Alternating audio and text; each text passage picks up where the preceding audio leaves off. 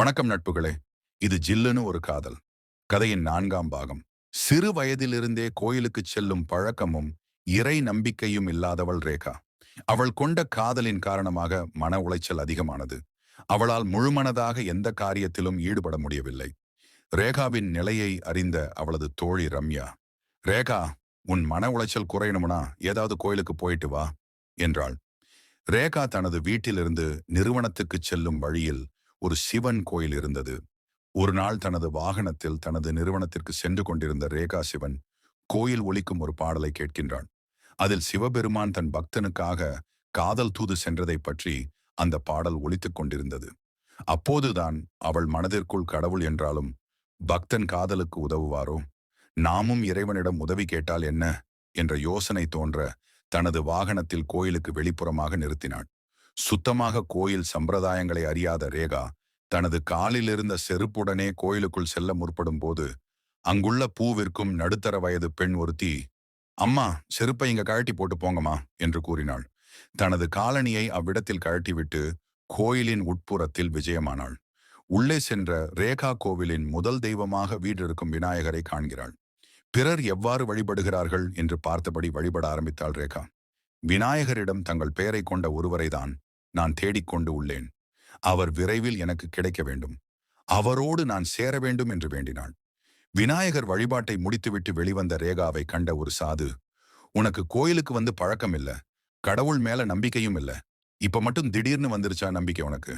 இல்லையே, பழச நினைச்சு பாரு" என்றார். சிறு வயதில் மரக்கிளையால் கார் கண்ணாடி உடைக்கப்பட்டதால் உயிர் தப்பி வெளியே வந்தது. "உனக்கு ஞாபகம் இருக்கா?" என்றவுடன் ரேகாவிற்கு ஆச்சரியமாயிற்று. ரேகா தாய் தந்தையை இழந்த பின்புதான் அவளுக்கு இறைவன் மீது நம்பிக்கை இல்லாது போய்விட்டது. ஆனால் அதற்கு முன்பு சிறுவயதில் பக்தி உடையவள். ஒருமுறை அவள் 4 சக்கர வாகனத்தில் இருக்கும் பொழுது அதன் கதவுகள் அனைத்தும் லாக் ஆகிவிட்டது. அதை சிறுமியான ரேகா திறக்க முயற்சி செய்தும் திறக்க முடியவில்லை. வாகனத்தின் உள்ளே சுவாசம் இல்லாமல் மூச்சு திணறல் ஏற்பட்டது. சிறுமி ரேகா மூச்சு விடுவதற்கு திணறினாள். மனதில் இறைவனை வேண்டினாள். அப்பொழுது வாகனத்தின் மேற்புறத்தில் உள்ள மரத்தின் கிளையானது காற்றின் வேகத்தால் உடைந்து கார் கண்ணாடி மீது விழுந்து முன்புற கண்ணாடி முழுவதும் நொறுங்கியது. ரேகா சுவாசக்காற்று பெற்று உயிர் தப்பினாள். இச்சம்பவம் இப்பொழுது வரை அவளுக்கு மட்டுமே தெரிந்தது. அந்த நிகழ்வை சாது கூறியதை கேட்டவுடன் அவளுக்கு ஆச்சரியமாகவும் வியப்பாகவும் இருந்தது. இறை நம்பிக்கை அவளுக்குள்ளே துளிர்விட ஆரம்பித்தது. அந்த சாது முன் வணங்கி நின்ற ரேகா, "நான் தேடும் கணேசனை காண்பேனா? அவனோடு சேர்ந்து வாழ்வேனா? இது சாத்தியமாகுமா?" என்று அவரிடம் கேட்டாள். "நான் சொல்வது உனக்கு புரியவில்லையா? எப்போது புரிகிறதோ அப்போது அவனை காண்பாய். சிவனை தேடுவதற்கு பதிலாக கணேசனை தேடிக்கொண்டு உள்ளாய். காலம் வரும்போது கைகூடும். அதுவும் இறைவனின் கையில்தான் உள்ளது" என்றார் சாது. "சாமி, அவர் எங்கிருக்கிறார் என்று உங்களால் சொல்ல முடியுமா? அதே போல் அவர் காதலை ஏற்பாரா? சாமி, அவன் உனது அருகில்தான் இருக்கிறான். நீதான் அவனை அறியவில்லை. கவலைப்படாமல் செல். இறைவன் மீது நம்பிக்கை வை, கண்டிப்பாக கிடைப்பான். நீ அவனை பார்த்த மாத்திரத்திலேயே ஏற்பானா அல்லது மறுதளிப்பானா என்று அறிந்து கொள்வாய்." சாதுவுக்கு காணிக்கையாக கையில் உள்ள பணத்தை வழங்கினாள் ரேகா. சாது சிரித்துக்கொண்டே, "அதை நீயே வைத்துக்கொள். காலை உணவுக்கு சிற்றுண்டி ஏதாவது வாங்கி கொடு. அது போதும் எனக்கு" என்றார் சாது. ரேகா சாவுக்கு உணவு வாங்கி கொடுத்துவிட்டு அவரிடம் ஆசீர்வாதம் பெற்றாள். சாதுவின் சொல்லை அவளால் விளங்கிக் கொள்ள முடியவில்லை. பின் சாதுவிடம் விடை பெற்று அவ்விடத்திலிருந்து தன் நிறுவனத்திற்கு புறப்பட்டுச் சென்றாள். இப்பொழுது அவளின் மன இறுக்கமானது சற்று குறைந்தது. 3 வருடங்களுக்கும் ஒரு முறை வழங்கப்படும் இண்டஸ்ட்ரி கேட்லாக் என்ற தலைப்பில் வழங்கப்படும் பல விருதுகளில் 1ஆம் இடம் விருதை தொடர்ந்து 10 வருடங்களாக ரேகாவின் நிறுவனமே பெற்று வந்தது. அதேபோல் வருடம் வருடம் தரவரிசை பட்டியல் முன்னேறக்கூடிய நிறுவனங்களுக்கு விருது அளிக்கப்படுவதும் உண்டு. இது போன்ற விருதுகளை வாங்குவதை வைத்துத்தான் நிறுவனத்தின் அந்தஸ்து கணிக்கப்பட்டு அதற்கான பெயரும் புகழும் பெருகும். சிவாவுடன் சேர்ந்து சிவாவின் தாயை காண்பதற்கு அவனது வீட்டிற்கு சென்றாள் மதி. தனது தாயிடம் மதியை நான் பணிபுரியும் நிறுவனத்தின் முக்கிய நபராக அறிமுகப்படுத்தினான். மதி சிவாவின் தாயிடம் நலம் விசாரித்துவிட்டு பணிக்கு நேரமானபடியால் விடைபெற்று சிவாவும் மதியும் அவரவர் வாகனங்களில் நிறுவனத்திற்கு சென்றனர். சிவா கதை எழுதும் பழக்கம் உடையவன் என்பதால் தனது சுயசரிதை டைரியில் பெயர் குறிப்பிடாமல் ரேகாவை காப்பாற்றிய சம்பவத்திலிருந்து தொடர்ந்து நடந்து கொண்டிருக்கும் அவன் வாழ்க்கையின் முக்கிய சம்பவங்களை அதில் குறிப்பாக எழுதி வைத்திருந்தான். அவனை தவிர யாரும் அதை படித்ததும் இல்லை. தான் கடந்து வந்த பாதையை திரும்பி பார்க்கவும் தன்னுடைய எதிர்கால மனைவிக்கு பரிசளிக்கவும் அதை பத்திரமாக வைத்திருந்தான். திறன்பட செயல்படக்கூடிய சிவாரேகாவின் நிறுவன பணியாளர்களின் செயல்பாட்டை விட ஒப்பந்த பணியில் சிவாவின் செயல்பாடு மிக துரிதமாகவும் ஆச்சரியமாகவும் இருந்தது. ஒப்பந்த பணியில் அவனுக்கு ஒதுக்கப்பட்ட துறையில் எவ்வகை பிரச்சனையாக இருந்தாலும் அதை சாதுரியமாக தீர்ப்பதில் சிவா வல்லவனாக இருந்தான். இது பிற நிறுவனங்களையும் கவர்ந்தது. ரேகாவின் நிறுவனத்திற்கு போட்டி நிறுவனமாக திகழும் ஒரு நிறுவனத்திடமிருந்து சிவாவிற்கு அழைப்பு வந்தது. அவர்கள் சிவாவிற்கு தமது நிறுவனத்தில் ஒப்பந்த பணி தருவதாகவும் அதை ஏற்று நடத்தும்படி கேட்டுக்கொள்வதற்காக பேச்சுவார்த்தைக்கு அழைத்தனர். சிவா அழைப்பிற்கு சென்றாலும் அப்பணியை நிராகரித்து விட்டான். ரேகாவிற்கு இந்த விஷயம் தெரியவர கோபமாக சிவா இருக்கும் ஒப்பந்த பணித்துறைக்குள் செல்கிறாள். ரேகாவை கண்ட சிவா சற்று பயந்து நிலையில் எழுந்து நின்று, "வாங்க மேடம்" என்று கூற, அதற்கு ரேகா, "நான் கேள்விப்பட்டது உண்மைதானா?" என்று கடுத்த குரலில் கேட்டாள். "என்ன மேடம், என்ன கேள்விப்பட்டீர்கள்?" என்று சிவா கேட்க, அதற்கு ரேகா, "நீங்கள் நம் நிறுவனத்திற்கு எதிராக செயல்படக்கூடிய நிறுவனத்திடம் ஒப்பந்த பணிக்காகவும் நமது நிறுவனத்தை காட்டிக் கொடுப்பதற்காகவும் பேச்சுவார்த்தை நடத்தப்பட்டது என்று நான் கேள்விப்பட்டேன்." "மேடம், நீங்க கேள்விப்பட்டது என்னமோ உண்மைதான். ஆனா நீங்க சொல்வது அனைத்து உண்மையில்லை. அவர்கள் என்னை அழைத்தார்கள். எதற்கென்று நான் அறியவில்லை. அங்கு சென்ற பின்புதான் தெரிந்தது. ஒப்பந்த பணி தருவதற்கான பேச்சுவார்த்தைக்கு என்னை அழைத்தார்கள் என்று. ஆனால் நான் அதை மறுத்துவிட்டேன். நீங்கள் எனது பணியை ஒவ்வொரு நாளும் பார்த்து கொண்டுதான் இருக்கிறீர்கள். நான் நிறுவனத்தில் எந்த தொய்வும் ஏற்படுத்தவில்லை. அப்படி இருக்க ஏன் என்னை அவர்களின் நபராக கருதுகிறீர்கள்?" என்று சிவா கூறினான். அதற்கு ரேகா, "நீங்கள் என்ன சொன்னாலும் உங்கள் மீது எனக்கு நம்பிக்கை இல்லை. உங்கள் நடவடிக்கை சந்தேகத்துக்கு உரியதாக இருக்கிறது. என்னை கண்ட முதல் நாளிலேயே நீங்கள் என்னிடம் தெரிந்தவர் போல் பேசினீர்கள். பின் தொழிலாளிகள் அனைவரையும் எனக்கு எதிராக போராட உங்கள் பக்கம் இழுத்துக்கொண்டீர்கள். நான் இருக்கும் பொழுது ஆண்டறிக்கை திட்டத்தில் நீங்கள் புது புது அறிக்கைகளை சேர்க்கும்படி என்னிடம் சொல்லுகிறீர்கள். இதெல்லாம் பார்க்கும் பொழுது யாரோ சொல்லி நீங்க செய்வது போல்தான் உள்ளது" என்று ரேகா வேகமாக பேசினாள். அதற்கு சிவா, "மேடம், நீங்கள் என்னுடைய முதலாளி. அந்த விசுவாசம் எனக்கு எப்போதும் உண்டு. இன்று நான் நன்றாக இருக்கிறேன் என்றால் அதற்கு காரணம் இந்த நிறுவனமும் நீங்களும் தான். ஏதோ நம்முடைய முதல் சந்திப்பு உங்களுக்கு மனக்கசப்பாக இருந்துவிட்டது. அதற்கு நான் உங்களிடம் மன்னிப்பு கேட்டுக்கொள்கிறேன். இந்த நிறுவனத்தின் உரிமையாளர் நீங்கள். இனி ஆண்டு அறிக்கை திட்டக்கூட்டம், நிறுவனத்துக்கான விழா என்று எதிலும் நான் கலந்து கொள்ளவில்லை. நான் எனது பணியை மட்டும் செய்துவிட்டு போகிறேன்" என்றான் சிவா. அதற்கு ரேகா, "அடுத்த முறை இது போன்று கேள்விப்பட்டேன் என்றால் நிச்சயமாக உங்களுடைய ஒப்பந்தத்தை ரத்து செய்து விடுவேன். நீங்கள் பின் வேலை இல்லாமல் வீட்டில்தான் இருக்க வேண்டிய நிலை வரும் என்பதை மறந்து விடாதீர்கள்" என்று கூறிவிட்டு சென்று விட்டாள். மனம் வருத்தத்தோடு இருந்து சிவாவை செயலாளர் மதி சமாதானப்படுத்தினாள். "நான் எந்த தவறும் செய்யவில்லை. ஆனால் என் மீது தேவையில்லாமல் கோபம் கொள்கிறார்கள்" என்றான் சிவா. அதுக்கு மதி, "இந்த நிறுவனத்துல இதற்கு முன்பு வேலை பார்த்த ஒரு நபர் நம்ம நிறுவனம் சம்பந்தப்பட்ட விஷயங்களை எல்லாம் இப்போது ஒப்பந்த பணி தருவதாக உங்களை அழைத்தார்கள் அல்லவா? அந்த நிறுவனத்திடம் கொடுத்து விட்டார். அதனால் நாம் நிறுவனம் ஏலத்தில் எடுக்க வேண்டிய பணிகளை தவறவிட்டு 1 வருடம் பின்தங்கியது. அதனால்தான் உங்களிடம் அவ்வாறு கேட்டிருப்பார்கள். இந்த சூழ்நிலையில் நீங்கள் இருந்தாலும் கூட உங்களுக்கும் அதுதான் தோன்றும் சிவா" என்றாள். சிவா ரேகாவின் நிலையை புரிந்து கொண்டு சமாதானம் அடைந்தான். ஆனால் ரேகாவிற்கு சிவாவின் மீது எப்பொழுதும் ஒரு கோபம் இருந்து கொண்டேதான் இருந்தது. அவளின் அளவு கடந்த காதலுக்கு சொந்தக்காரனும் அவன்தான் என்பதை இருவருமே அறியவில்லை. பின்பு தனது அறைக்கு வந்த ரேகா மதியை அழைத்து, "நான் தொழில் விஷயமாக இன்னும் 1 வாரத்தில் வெளிநாடு செல்வதாக உள்ளேன். எனவே நான் வரும் வரை நிறுவனத்தை பார்த்து கொள்ளும்படியும் ஏதாவது முக்கிய விஷயம் என்றால் தொலைபேசியில் உடனே அழைக்கும்படியும் கூறினாள். "ஓகே மேடம், எந்த நாட்டுக்கு போறீங்க, என்ன விஷயமா மேடம்?" என்ற மதியின் கேள்விக்கு, "மதி, நமது நிறுவனத்திற்கு புதிய ஆர்டர் ஒன்று எடுப்பதற்காக ரஷ்யாவிற்கு செல்ல இருக்கிறேன். அது நமக்கு கிடைத்துவிட்டால் நமது கம்பெனி வளர்ச்சி மிகப்பெரிய அளவில் இருக்கும்" என்றாள் Rekha. "Best of luck ma'am, thank you." மதி 1 வாரத்திற்கு பின் வெளிநாடு செல்ல விமான நிலையத்திற்கு புறப்பட்டால் ரேகா செல்லும் வழியில் தனது வாகனத்தை சிவன் கோயிலில் நிறுத்தி இறைவனை வணங்கினாள். பின்பு அவள் கண்ட சாதுவை சுற்றி முற்றி தேடி பார்த்தாள். அவர் அங்கு இல்லை. நேரமானபடியால் அங்கிருந்து கிளம்பி விமான நிலையம் சென்றடைந்தாள். ரேகா விமானத்தில் ரேகா அமர்ந்த சில நிமிடங்களில் விமானம் செல்வதற்கு தயாரானது. அப்பொழுது அவள் அருகில் மற்றொரு பின்தங்கிய நிறுவனத்தின் முதலாளியான மாதவி என்ற பெண்ணை சந்தித்தாள். இருவரும் ஏற்கனவே அறிமுகமானபடியால் கை குலுக்கி ஒருவரை ஒருவர் விசாரித்துக் கொண்டனர். What A surprise Rekha ma'am. நீங்களா? எப்படி இருக்கீங்க? நீங்கள் தான் என்னோட இன்ஸ்பிரேஷன் என்றாள் Madhavi. Hi Madhavi ma'am. I am fine. நீங்க எப்படி இருக்கீங்க? உங்க கம்பெனியோட நிலவரம் என்ன?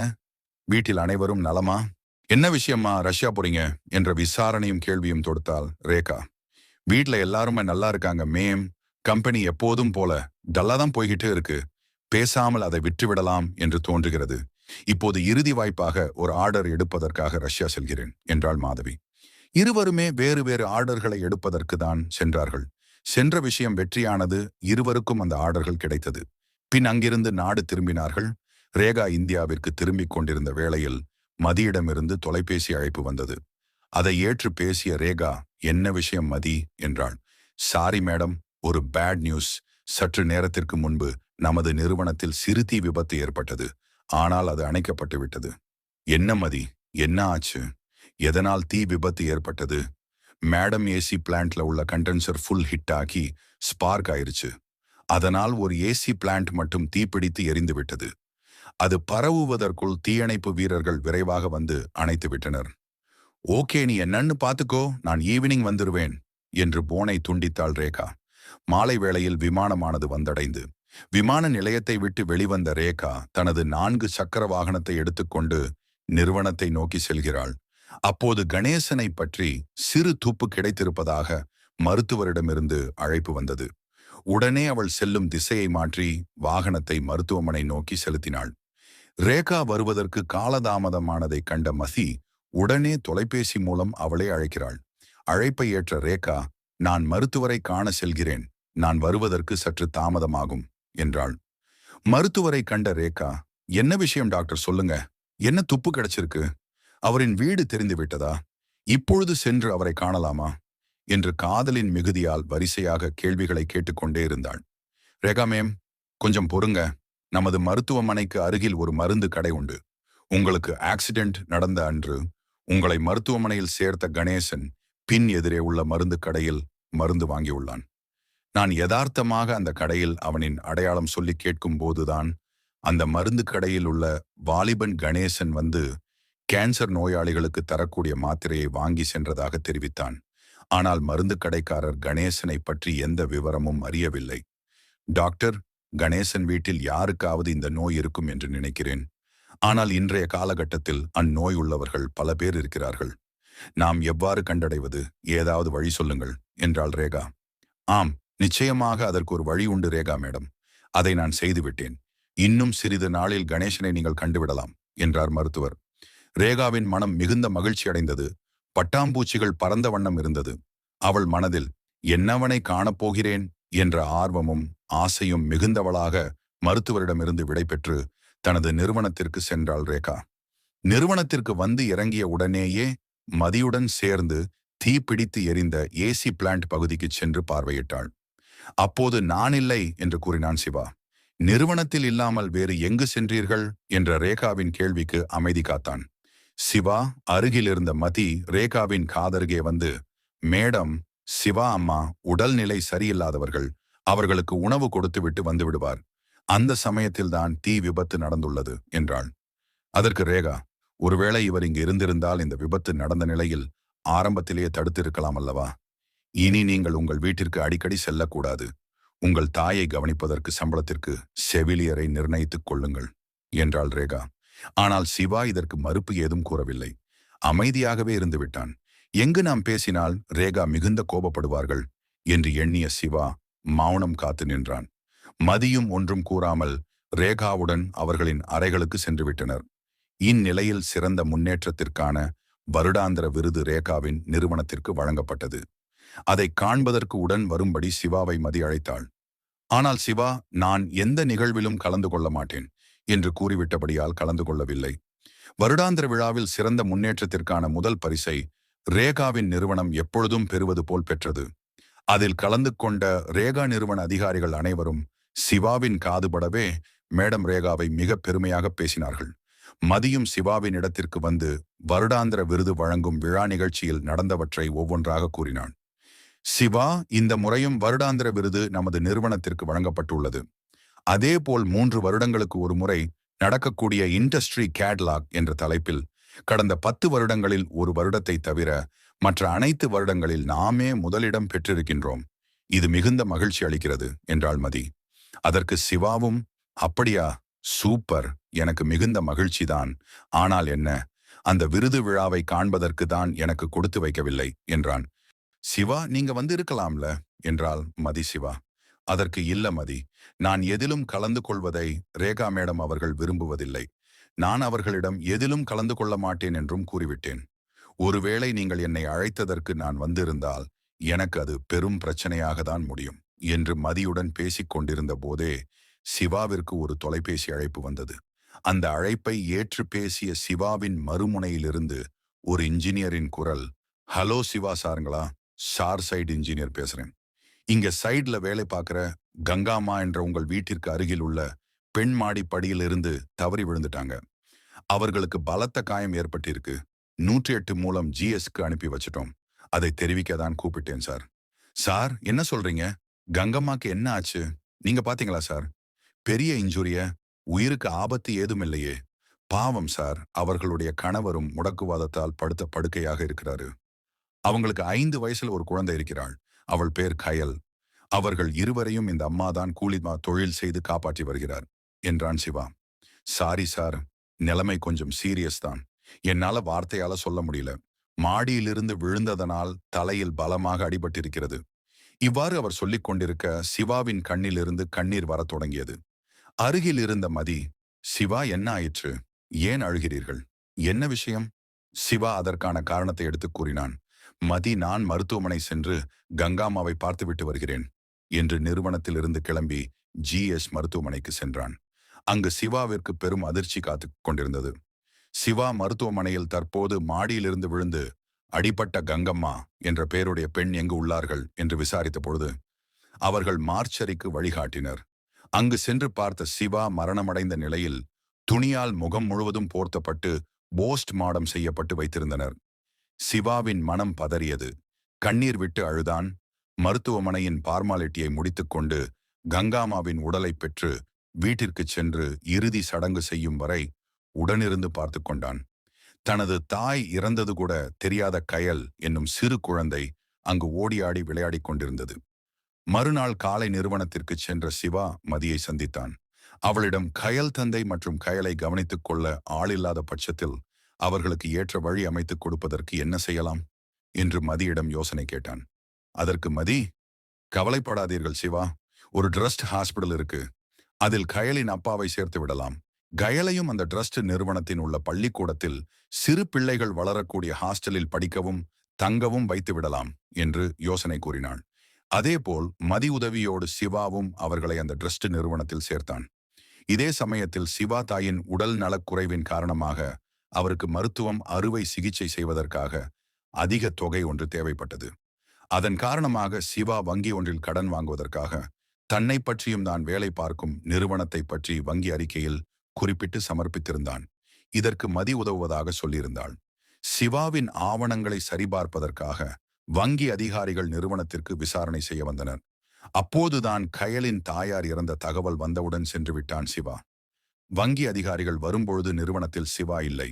அவர்கள் ரேகாவின் கண்ணில் பட்டுவிட ரேகா அவர்களை விசாரித்து தெரிந்து கொள்கிறாள்.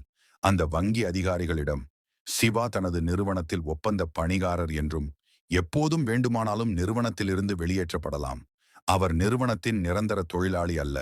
எனவே நீங்கள் எனது நிறுவனத்தை மையமாக வைத்து கடன் தர வேண்டாம் என்று சொல்லிவிட, வங்கியும் சிவாவிற்கு இது நிரந்தர வேலை இல்லை என்ற காரணத்தால் தரவேண்டிய கடனை ரத்து செய்து விடுகிறது. இந்த நிகழ்வு சிவாவிற்கு ரேகாவின் மீது கடும் கோபத்தை ஏற்படுத்தியது. என்ன செய்வதென்று அறியாதிருந்தான் சிவா. தாயின் மருத்துவ செலவிற்காக கடனாக வரக்கூடிய வங்கி தொகையை ரேகா தடுத்தது எவ்வளவு பெரிய விளைவை ஏற்படுத்தப் போகிறது என்று தெரியவில்லை. அடுத்து 5ஆம் பாகத்தில் பார்ப்போம். நன்றி. ஹோலி ஸ்பிரிட் சேனலுக்கு சப்ஸ்கிரைப் பண்ணுங்க, லைக் அண்ட் ஷேர் மற்றும் கமெண்ட் செய்யுங்கள்.